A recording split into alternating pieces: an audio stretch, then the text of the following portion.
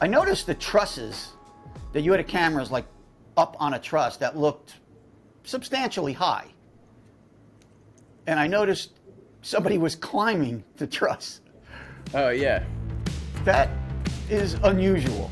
So that guy, that's Jason, the guy from Skycam. Right. And like, so like that was like, he was like, I don't even really need to wear a harness for this, but you have to. I was gonna ask you. He had no safety gear on. Yeah. I mean, because yeah, that one was that time he had a harness on in that picture. Oh, okay. I guess I didn't. Well, I couldn't see it.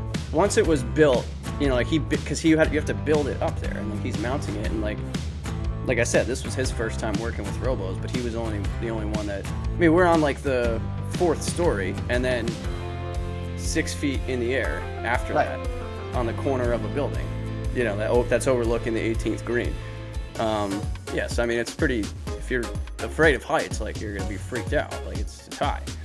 But like I said, this guy works on would climb around on like turbines in. I don't even remember where the hell he's from, but yeah. So, but once it was built up there, also real quick, we all had to take a working from height course and get certified, which I have. I can actually, I'll include a picture as well. I have a picture of it, and it looks like an ID. It has my picture, and then everything's in Japanese. So I'm a certified working at height over 20 feet or 12 feet or something like that. But I mean, like the first day we got there, we took this whole course with 15 people. A lot of people had experience, or like I said, Jason is a climber. That's what he does. But you know, I don't do that often. I might climb up 20-foot ladders and build something on top of a basketball hoop, but like I've never wear harnesses when we do that. So that's crazy. So now I have this idea. Yeah. How'd you get this gig? It's funny. I got it through Fletcher, which is like the robo company, but it was because I worked the U.S. Open last year, and I guess did well on that job. And Mike Musselman, the guy that kind of runs the whole trace program for U.S. Open, which is this whole tracking robotic system that we talk about it when we do the open one. At the end, when we were hanging out, one of the nights he was just we were talking about stuff and if I wanted to do more things, and then he was just like, do you have a passport? I was like, yeah. He's like, cool. He's like, we might need people for the next summer, if you're interested. I was like, yeah. Tell me whenever you want me to go, and I'm in. If anyone was gonna ask me about how was Tokyo and how was the Olympic, I thought, that was the coolest part.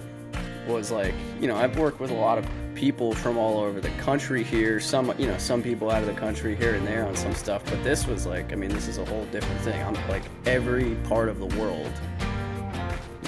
I was meeting new people every day, whether it be local people that live there, like you said, the couple of the PAs that were local, or a bunch of people from Spain, because that's where OBS, which was in charge of the whole Olympics, basically.